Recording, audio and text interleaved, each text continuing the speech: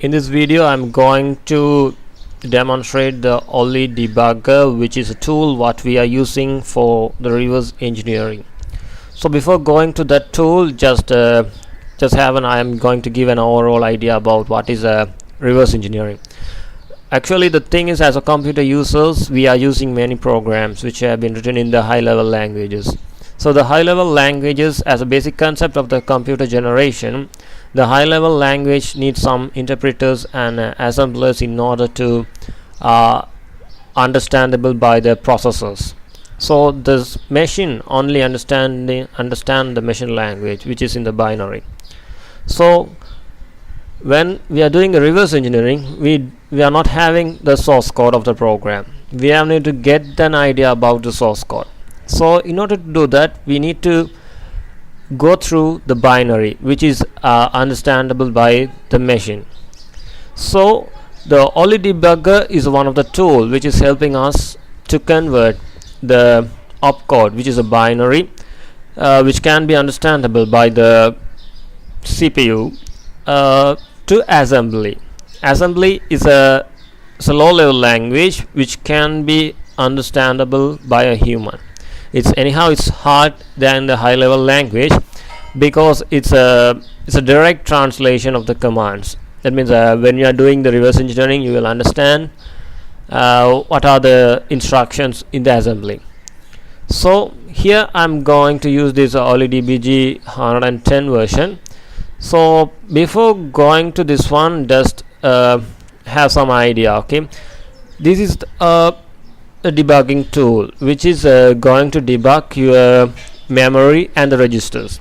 So this tool needs to be run in the administrator privilege. These things you need to have in your mind when you are doing this reverse engineering parts. So right click this and run as administrator. This will be the interface of the Ollydbg, right? So here you can see many things. I'm going to explain one by one. Before going to explain, I'm just input exe file here, right? So in this case, you can see I have loaded exe program to the Ollydbg, and there are 4 windows, right? So yeah, this is what we are seeing in the reverse engineering. So in this case, before going to this one, I'm just going to say some tools which is useful for the reverse engineering. So disassembler is, as I told, is the things what we can understand through the machine language to the assembly. That means in this section you can see some human readable strings and something we can understand. For an example, if any function call, for an example, get model handler and some calls, right? This calls tutorial, this one, these are some calls. That means a function calling processes here. So these things can be understood by this disassembler. Disassembler is doing the thing is extract and format all the things in a human readable format. So, and the debugger is what's the thing, the tool what we are using in order to analyze all these things is called as debuggers. Here the thing is, in this video I'm going to show this Ollydbg. And the hex editor means which help us to change the instructions in the memory. So the thing is, when this program is running, the program instructions are loaded into the memory. So if you want to change some instruction sets, you need a hex editor. And the next thing is portable executables. That means the DLL files. That means the DLL files are depends on the operating system files, which which have what are the DLLs related to this program. That means if you double click and open a program, that program opens in your memory. So that memory needs to allocate how much memory is required, what support DLL program needs to borrow the code. So such this informations we need to get. So those thing is provided by the portable executable and system monitoring tools, miscellaneous tools, and these are some tools that we are focusing when we are doing the reverse engineering part. So here we are going to do a reverse engineering by using this Ollydbg. That means we are not going to do a reverse engineering, but just go through what are the facilities and what are helpful for us to do the reverse engineering in Ollydbg. So this is an overview of this one. So here you can see this first window. This large box is a disassembly. What I have said is it extract the machine language parts into a human readable formats. And here this is the registers, and here the below one is a dump, hex dump, and the last one is the stack. So here the register is, you can see there are color variations, gray and red. The red color means the value of the register is changed right now. That means from the previous it's changed. So the others have been idle. That means they didn't change right now, but the red color ones have been changed and they have a new value. Right, first thing is the register. What is register means? Just a basic have an idea. When you are writing a program, just we are declaring a variables. So same kind, when a program execute, the values, that means the values needs to be stored in the registers, right? Okay. And the stack, here the stack is, we can directly have an idea on the memory what are the instructions needs to execute from top to bottom. So you can see in this column you can see the memory addresses and what are the instructions needs to execute in order to run this program. This is a memory, that actually the stack falls under memory.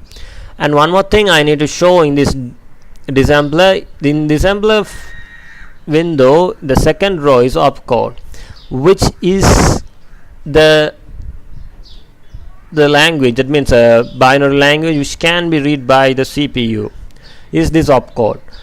And these things are provided by this Ollydbg and the assembly.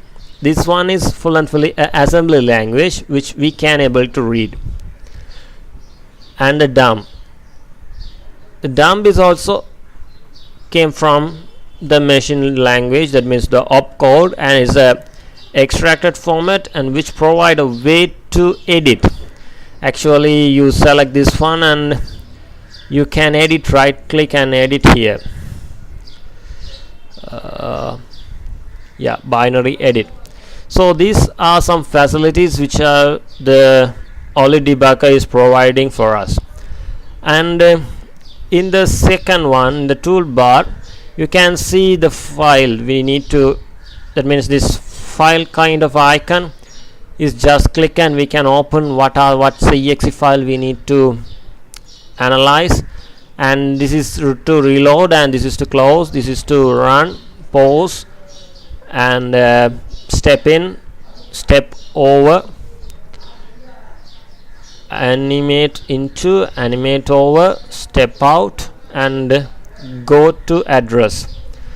So, and these are some shortcuts, that means you can go and select those things in the debug and the view as well, but this is a kind of shortcut, and these things have been displayed in letter format. This is for to see the log, and to see the executable module, M to see the memory, and T to see the threads, and W4 to see Windows, and H for handles, C for CPU, and patches, call stack, breakpoints, and references, run traces, source, and these are settings, colors, and help. So actually these are the tools what are available in front of you when you open the Ollydbg. But the actual thing is, I'm not going to demonstrate these functions, but while we are doing, if there anything, I will explain those things. So let's move into this program and go through one by one, right? So first thing is how to load an exe file. The first thing what I have done is I have loaded this tutorial 3 exe file to this Ollydbg. So just file and open it, and what is your exe file you need to load? Right click. So this is one, so load it, right? So here you can see a pause, that means it's just loaded but not opened yet. And in the disassembler part you can see an EP, that means entry point is push 0. It's starting from the memory 40 and 1000 40, yeah, 401000. So this is the memory location where this program is starting. And the next thing is we need to see, we can see the memory structure, how it's loaded. So as I said here, this M4 a memory, so click it. You can see the memory map. Yeah, this is the my file name tutorial. So it started to load from 400000. That means each size of this one is 1000, right? Yeah, the first thing is sub PE, that means as I said, this portable executable, which is the DLL files. So I'll go through this one next. And these are the things, is contain the text and is contain the data and resources. The resources means the images, files, boxes, text. So those things, when you run a program, the pop-up windows and those things have been loaded in the resources. And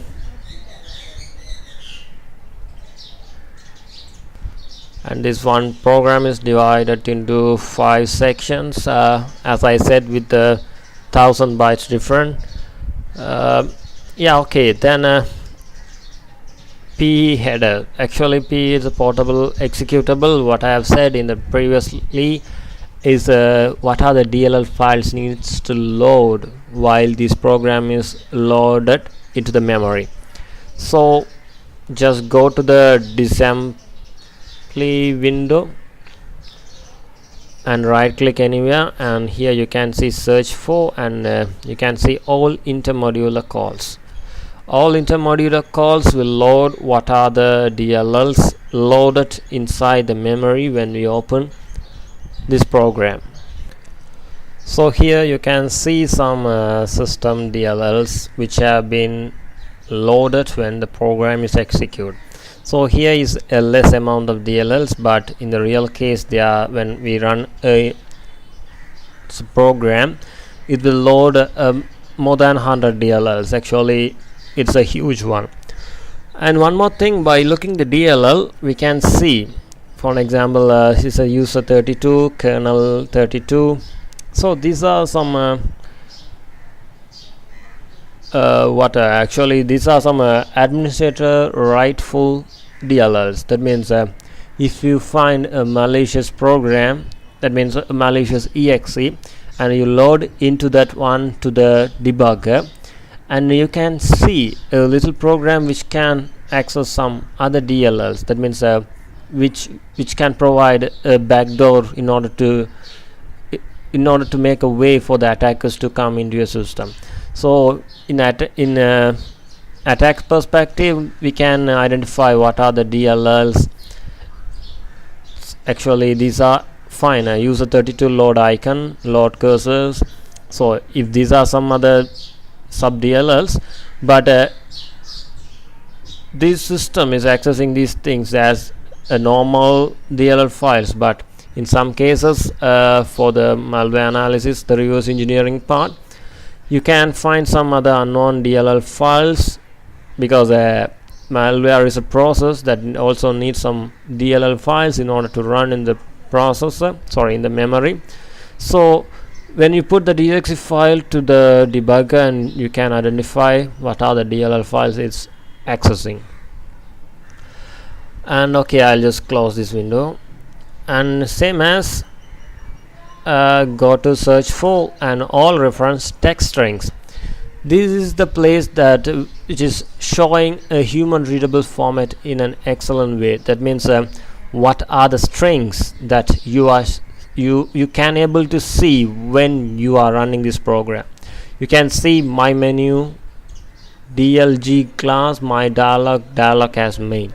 So these are the string characters which are directly appearing for your eyes when you run this test3exe. So this is a shorter way. That means if you find a congratulations when we are doing a reverse engineering, that means you can't able to break the things.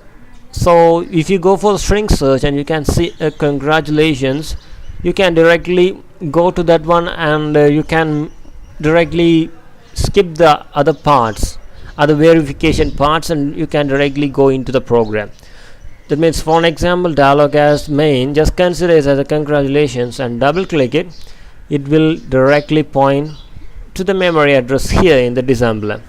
So here it's a push, but here you can see some jump not zero, jump equal. So these things are some verifications. That means if the verification not zero means that just click it and you can see that 0. If it's not 0, just jump. If this equal to 0, the jump will not take. Jump means it's a kind of a verification process, like consider as a if statement.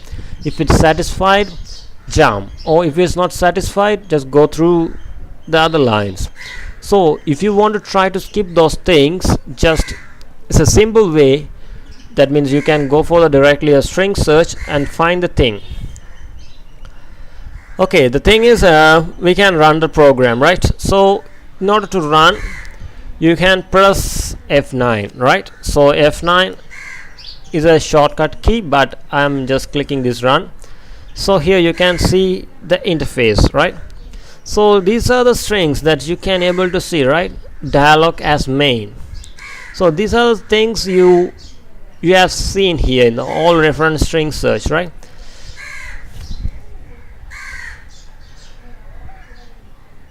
Dialog as main, right? And yeah, it's terminated. Okay, just I restart this one, I run it. Okay, options, get text, clear text, exit, right? That means we can just type a thing here and cut and copy and paste it to somewhere else. That's the purpose of this application. Yeah, that's also one of the important thing. Before going to reverse engineering, just have an overall idea of what is the executable, that what's the program you are trying to break, what's the intention of the program. For an example, if you need to crack a software or you need to bypass a verification, so first you need to identify the purpose why you are doing this reverse engineering, right? So the thing is, okay, then fine. Okay, in order to, then I just need to go one by one in this program. So I just close it. It's anyhow it's terminated. In order to restart, just you need to press Ctrl F2, but here I've just clicked this one. I have restarted the program. So next thing, I'm just not going to run the program, but I'm going to step over. Step over is control, no, it's only F8, right? Yeah, only F8, but you can press this shortcut as well. So I just go to the next set of instruction, that which is in the memory location after 2 bytes, right? 401002. So here you can see what's the previous thing is a push 0. 0 is equal to null, right? It's in the another term of the 0 is null here. So you can see p module is null here in the stack window, right? So this is right, just we push 0, we assign, that means we assign 0 to the p module, right? Okay, then call is a function which is used in assembly in order to call a function, right? What that means, I have said before, right, the assembly is using the commands directly. That means if you need to move, then mov. If you need to push, that means you need to assign, you need to get, you need to print, you need to. So those tasks have been directly translated into an instructions. You can see the things, right? Call, push, move, add, pop. Easily you can understand what is pop. Pop means it's need to. That means it's providing an output, right? Is a add means is going to do some arithmetical functions. So these things you can easily identify when you go through this assembly.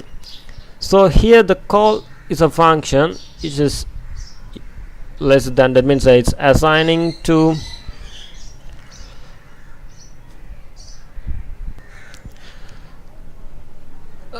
this call function is calling another kernel 32 get module handler, right? And this is our DLL file what we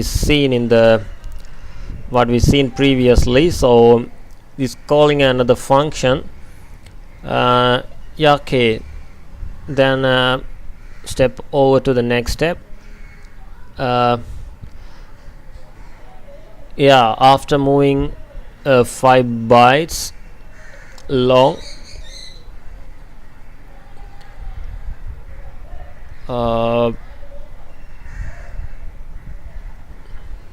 yeah, it's a move statement. It's changing a value, that means from EAX register. Alright, yeah. Okay, the thing is here, what we did is we just give a step over. What step over means, just we are following from top to bottom instruction. That means we are stepping it up over to that instructions, not we are executing the instruction, we are just going over. So in order to do that, that means run the program properly, that means we need to move, that means we need to execute the calls and then come to the next instructions. That's called as step in. So actually I just restart the program and I just step over to the instruction. Here there's a call, right, call function. So I need to step in. It's a F7 actually, right? So if we call this step in, it will go to the locations where that the functions are located, and after executed the functions, it will come back again and it goes by order. So what we did is step over. Step over means it's just coming over to the instruction. That means yeah, that means without executing any functions, it's coming up over. So I just step in. Here you can see it's absolutely a different memory location, rather than the previously we just shown only a 5 bytes different from the second instruction. So here you can see it's move up to some another set of instructions in which is having this memory address is 4012D6. So here this is the place where the function is located, and it needs to execute one by one, and let's check it. Okay, then here it's a jump. Okay, then I need to step over,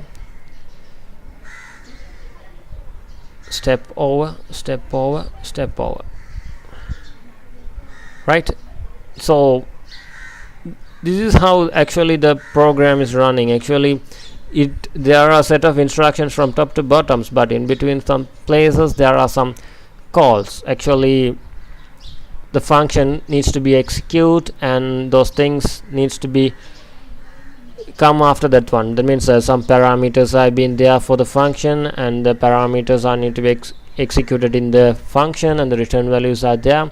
So these are the things what we are doing actually when we are writing the program. So the set of instructions is from top to bottom actually in the assembly, but the functions calls can be kept in between the lines and they can execute. After that one only they will follow the set of instruction. So I restart the program and I just come up to the point what I have did is this one, right? Okay, these things actually jump statements which is depends on the DLL files. Right after this set of instructions, what are the next connections? They will try to execute in their order and then it will terminate if the program is finished. So just I restart it again, and you firstly see the push, that means the entry point, and this is a call function, and we move to that. Actually we are step in, and then it's a move, and again this is a call, and here, right, this call is same as this one, but this is another DLL. So I just step over, step over. So here you can see a push. So this push is actually assigning a variable that I have said there. So here there are 4 push statements continuously. It's a simple idea. Just when after this push there's a call, it's tutorial, and this memory location, right? So the thing is push and continue with this call, we can identify these are parameters which are needed for this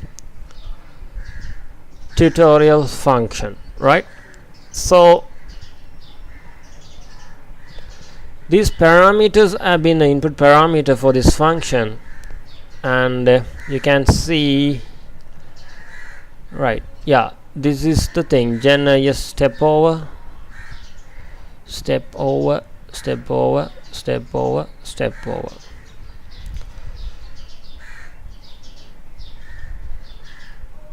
right, fine. So here this is argument 3, 4, 2, 1, and these are the variables, memory locations. These memory locations, those things, the variables have been there, and parallelly we have need to notice this red colors changing in the registry window. That means this EIP and ESP is the main. You need to mainly focus those things. They will oftenly change because it's an instruction pointer and it's a stack pointer. The EIP means what will be the next instruction needs to be focused is this is in the memory location, and what the address is focusing on the memory, that means stack. Here you can see the stack, right? So these 2 addresses have been located in the ESP and EIP registers, and just I step over it. Okay,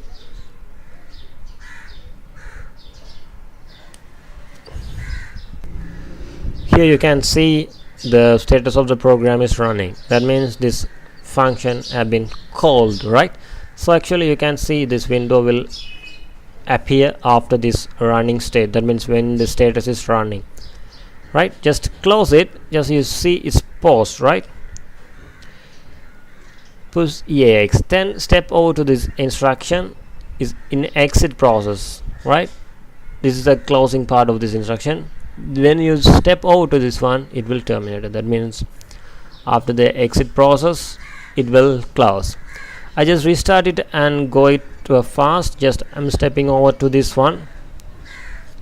These are the 4 parameters for this function, right? When I call this function, this application is running here, right?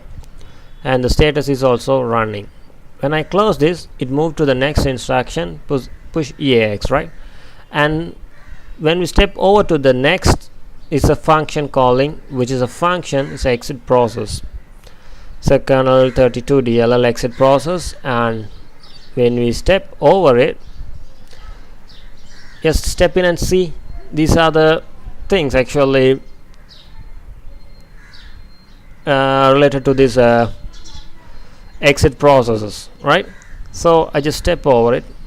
So these things occurred parallelly, and after this one it will terminate.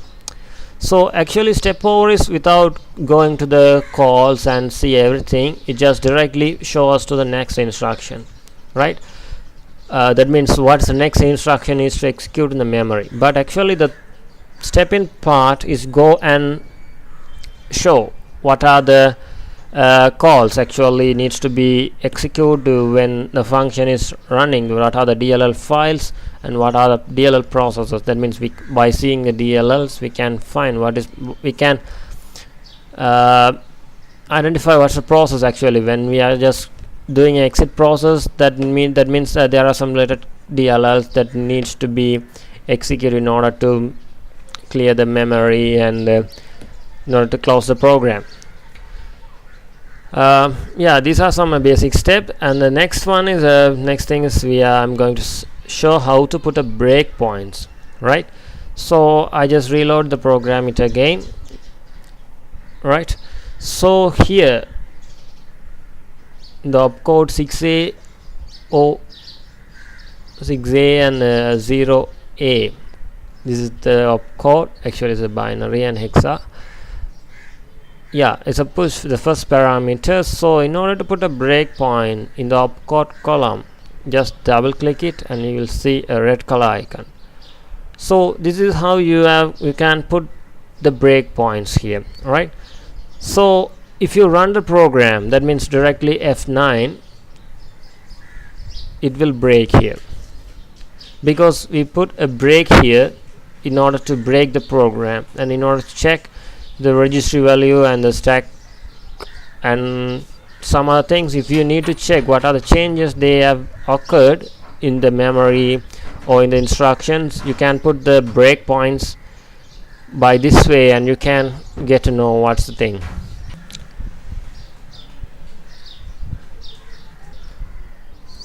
So this is how we can put the breakpoint, and you can double click again in order to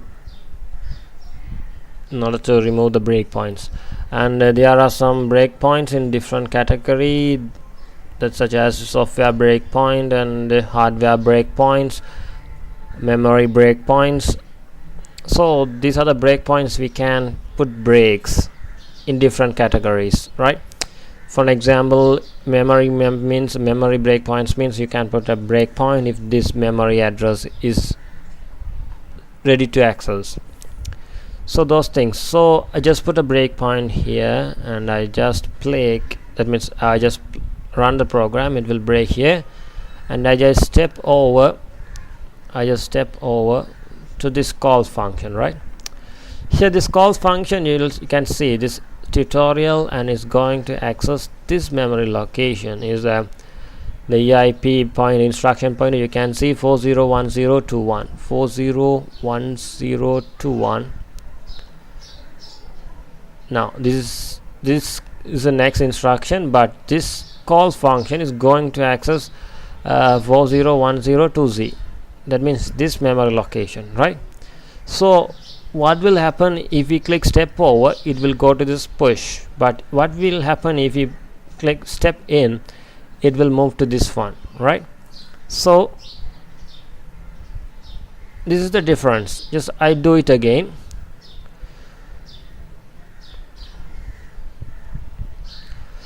I just step over to this one. This is the place. If I click the step over, it will go to this calls function and execute this one and come it over to that one, right? So what will happen if I click this step in? It will go inside to this calls function, right? You can see this one. So here if you put a breakpoint here or something here, for example, where okay, I'll just put a breakpoint here and I restart and run it, it will trigger here. So still the program is paused. So this is the useful of the breakpoints. Actually, what will happen if I step over to this one? Let's check.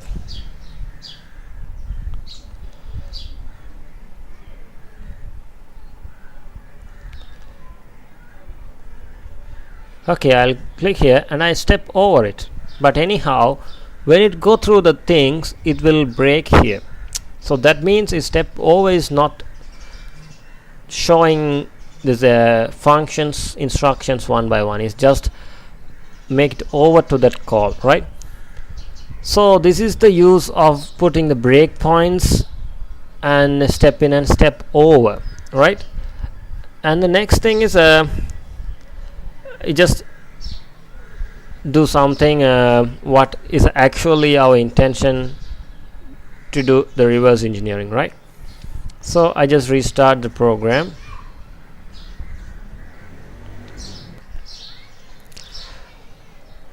Okay, then I just put a breakpoint here, right? That means after coming to this 8th line, that means call tutorial 40102C, this one, it just going up to this part, right? So here you can see some ASCII values, right? So my menu, DLG class, ID application null. So no, these are two string value. Just run it and I'll show the thing. Yeah, it's now running and you can see dialog as main, my menu. I don't know where is this one, anyhow that's there. So okay, just check.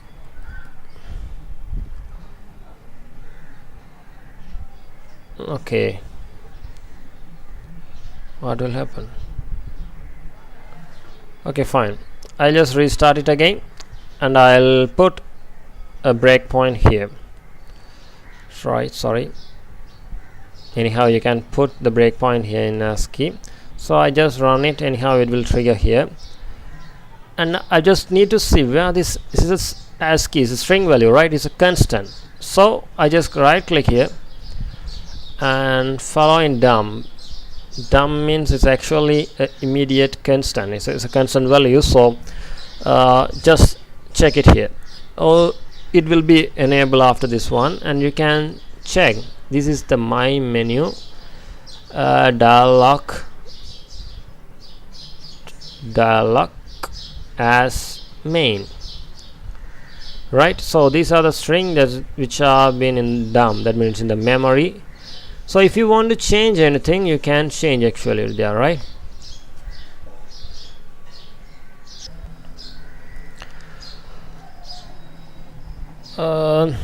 This case you just follow in the dump and it's saying this move downwards PTR and its memory location is starting from 403009.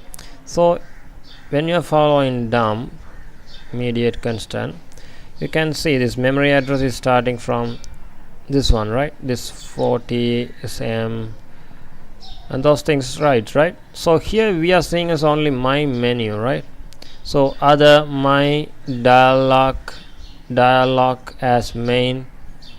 So these are some additional strings which are there, that means actually which are stored which are there actually. So the thing is actually the current time is we are getting this my menu only, the others have been stored and they will call when they are needed, right? So just change something and see whether what will happen, right? So one thing is I just check my menu, right? So what will happen if we change the my menu? This is the use of the hex editor, right? So here binary and edit. Here the one thing we note is we need to provide the same character, right? So here 1 2 3 4 5 6. So we can add only the 6 character, right? Hello, I just put double O, right? Okay, here I have changed to hello. What will happen if I run this one? You can see no change, right?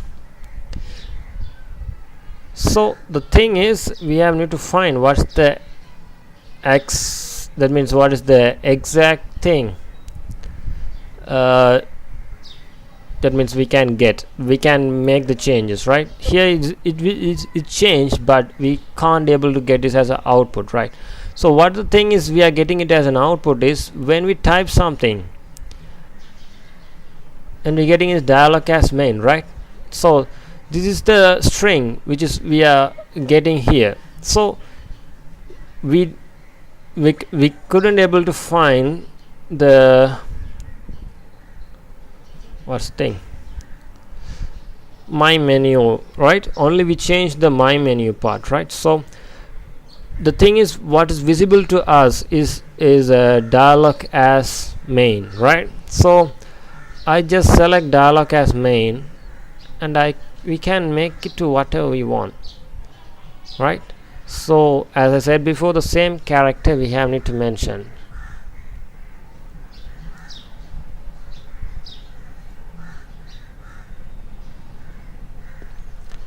Hello world, right? So let's execute the thing and check what are the changes there. You can see the hello world is prompting here, right? So this is the thing there, that means we can do by using the reverse engineering, right? So when you come and see the thing,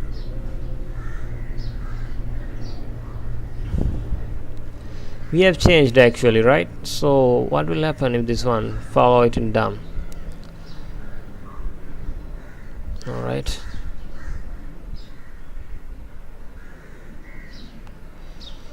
follow it in dumb, immediate constant, my menu.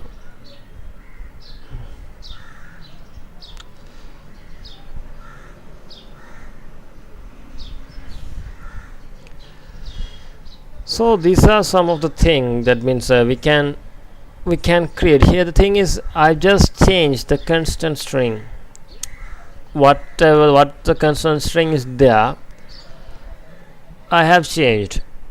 So if you want, you can change the dialog as main and option and this sentence as well. So you can modify and you can change the thing by using the reverse engineering. Actually those constants have been provided when we are writing a program. So anyhow, those constant strings have been stored in some registers actually. That means the program is decoded into machine language, and the machine language stored the constant variables. So here the debuggers, what this Olly is doing is, it's make it a human readable character, and it's provided this memory address contain this kind of variables. It's a constant strings. So if you want to change anything, if you want it to make dialog as main, this is the application name. If you want to change anything, you can make it here, you can change it. So this is what we are doing is, we are changing the source code by using these debuggers. So this is one of the example, and the following video will contain furthermore operations what we can be able to do by using the Ollydbg.